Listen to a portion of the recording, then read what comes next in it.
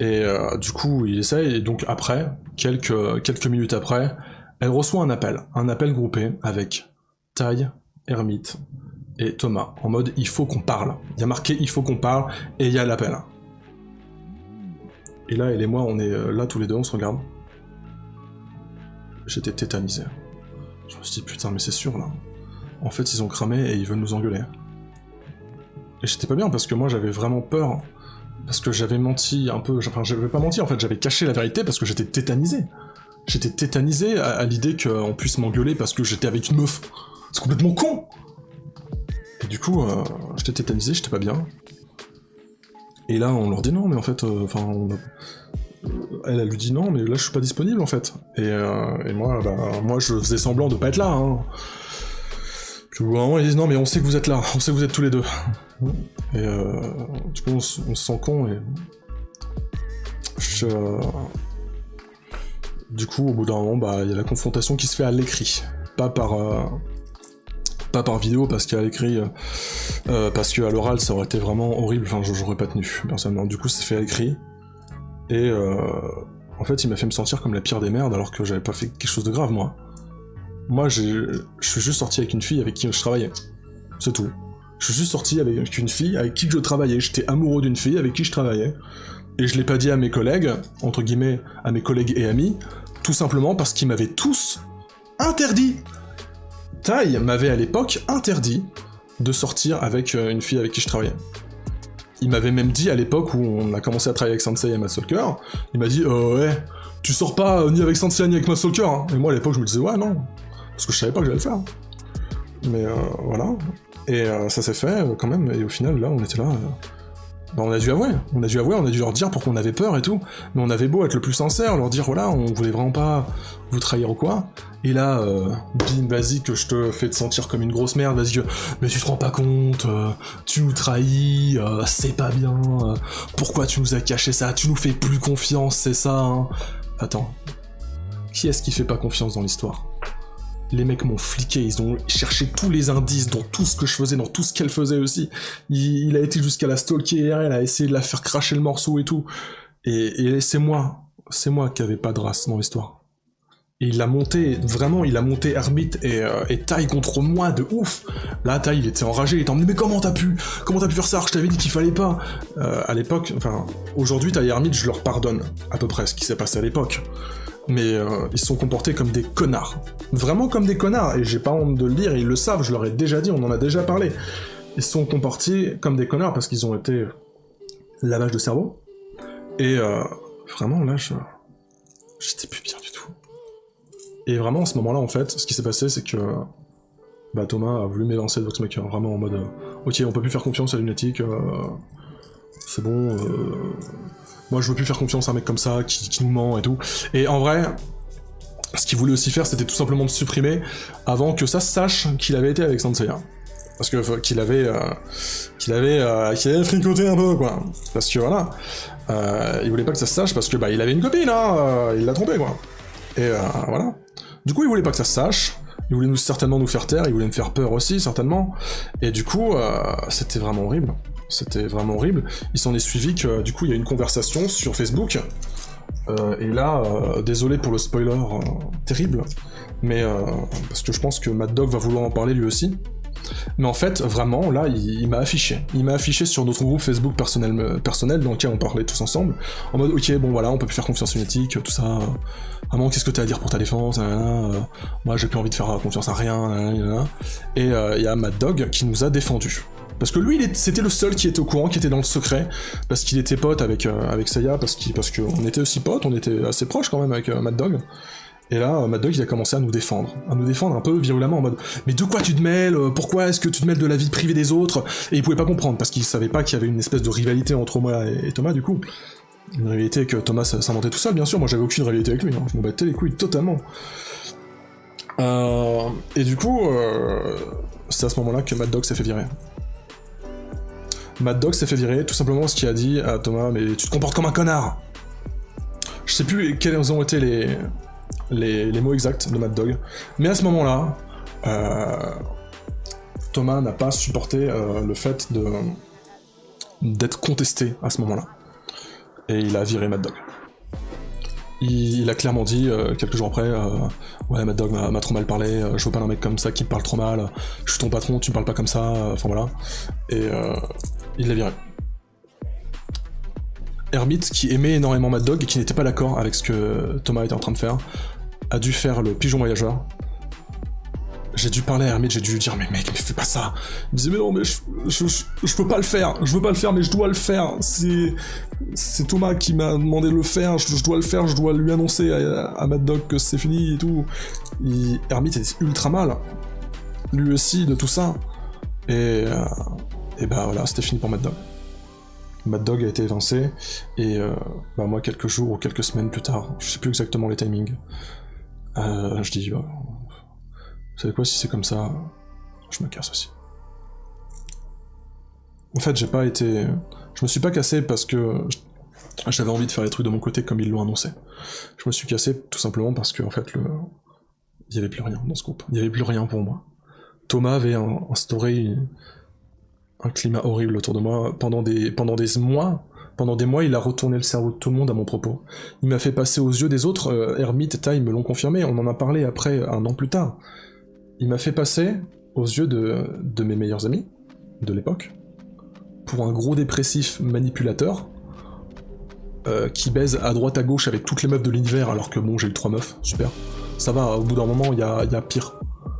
En disant, voilà, vous pouvez pas lui faire confiance, il sort pas assez de vidéos, il y a pas assez de rendement, on peut s'en passer.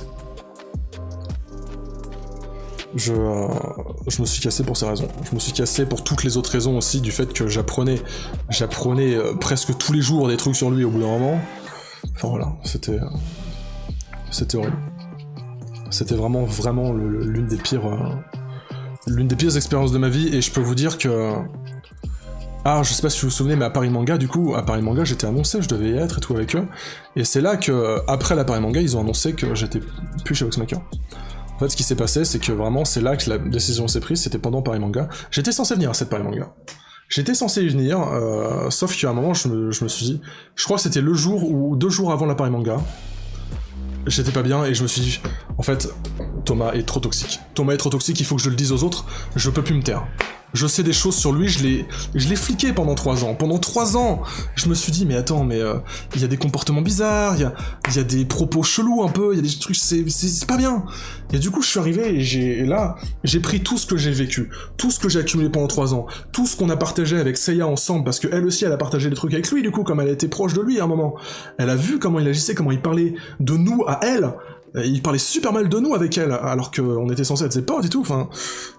En tout cas, on se croyait être ses potes et tout, et le problème, c'est que moi, je suis arrivé, là, j'étais dans une parano incroyable, et j'avais vraiment besoin de dire à Tai, parce que pour moi, Tai, c'était mon meilleur ami. C'était mon meilleur ami, c'était celui avec lequel je vivais le plus gros projet de ma vie. On faisait tout ensemble, on faisait les Epic Pixel Battle ensemble, on faisait les conventions ensemble, on faisait les concerts ensemble, c'était 3 choses très très fortes pour moi. Et je me suis dit, je veux le sauver, je veux vraiment qu'il me comprenne. Et je suis arrivé, j'étais très très mal, et je suis arrivé sur Skype, je crois que c'était toujours sur Skype à l'époque, et j'ai commencé à dire, mec, écoute-moi. J'ai commencé à lui balancer des choses, j'ai commencé à lui dire, tu te rends pas compte, tu te fais laver le cerveau, Cyrix vous prend pour des chiens, enfin, j'ai été très virulent, trop virulent, à tel point que Thomas s'en est servi contre moi. Il a dit, t'as vu comment il vous traite, il a dit que je vous prends pour des toutous, il a dit que t'es un toutou, alors qu'en fait je disais, Thomas vous prend pour des toutous, mais il lui a retourné le cerveau, il lui a dit, voilà, t'as vu, il te traite de toutou. Non. Je les traitais pas de toutou, je disais que Thomas vous prenez pour des toutous. Et c'était exactement ce qu'il a fait. Et aujourd'hui, ils le savent très bien, aujourd'hui, ils s'en mordent les doigts parce que je les avais prévenus. Ils ont vécu un an à être avec un mec tyrannique encore. Parce que là, c'est vraiment, je pense que l'année qu'ils ont vécu chez Voxmaker, c'était la pire année Voxmaker de leur vie. Parce que, étant donné qu'il s'est empiré d'année en année, là, ça devait être horrible. Et du coup, j'ai eu cette discussion avec Tai, c'était l'une des discussions les plus horribles de ma vie.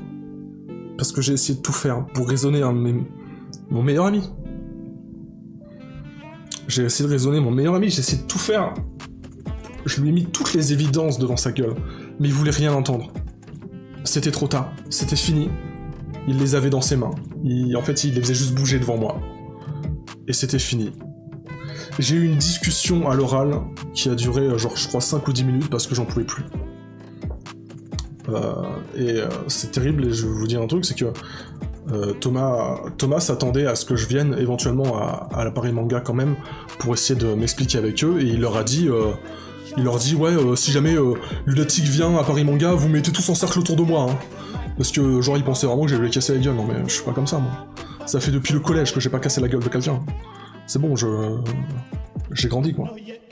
Et putain, je suis arrivé, j'ai dit bah je peux pas être à Paris Manga. Je pouvais pas être à Paris Manga pour la simple et bonne raison qu'en fait j'étais malade. Mais pour la première fois de ma vie, j'ai pas été malade physiquement. J'ai été malade mentalement. Vraiment. Pour la première fois de ma vie, la seule et première fois de ma vie, j'ai eu des nausées. Des nausées, mais des nausées de dégoût, des nausées de haine, des nausées de tristesse. J'ai passé tout le week-end de Paris Manga sur le PC ou dans mon lit. Je pouvais plus rien faire, j'étais déprimé, j'étais tout seul. Et après, je me suis installé du coup en Belgique. Je me suis installé en Belgique, j'ai essayé de vivre ma vie, mais je vous jure que pendant les premières semaines, c'était horrible. Et imaginez juste, des mois avant, avec Ty, on faisait des concerts, c'était trop bien. On a fait les EPB pendant 2 ans et demi, 3 ans. Et là, une semaine après avoir été jeté comme une merde, sans aucune reconnaissance, sans aucun... Regardez, Lunatic qui fait sa chaîne de son côté. J'arrive et qu'est-ce que je vois? Une semaine après avoir quitté Voxmaker. Extreme Pixel Battle.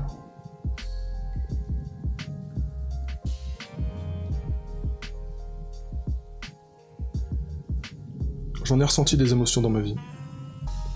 Je peux vous dire que quand j'ai vu s'afficher le logo en 3D de merde là,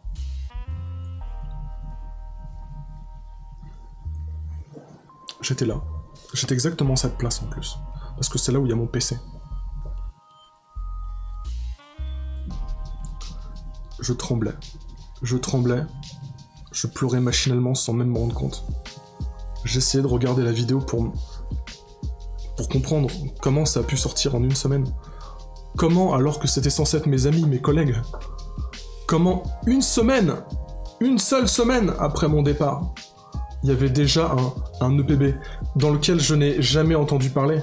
Jamais on m'a dit un jour « Eh, ce serait bien de faire James Bond contre Snake ». Et jamais on m'a dit ouais, on va faire des EPB. Il m'a dit qu'il comptait éventuellement continuer sous un autre nom. Moi je me suis dit ouais, il va continuer sous un autre nom, il va faire sa propre formule peut-être, je sais pas. Bon, j'espère qu'il va me laisser un peu le temps de me reconstruire. Une semaine après, il y a les XPV. Et c'était nul. J'ai construit un truc pendant 3 ans sur Voxmaker. J'ai construit un truc avec Ty. C'était vraiment mon bébé, je le considère encore comme mon bébé. EPB c'est mon bébé, c'est moi qui ai voulu le faire, c'était mon projet à la base. Le premier Epic Pixel Battle, c'était moi tout seul.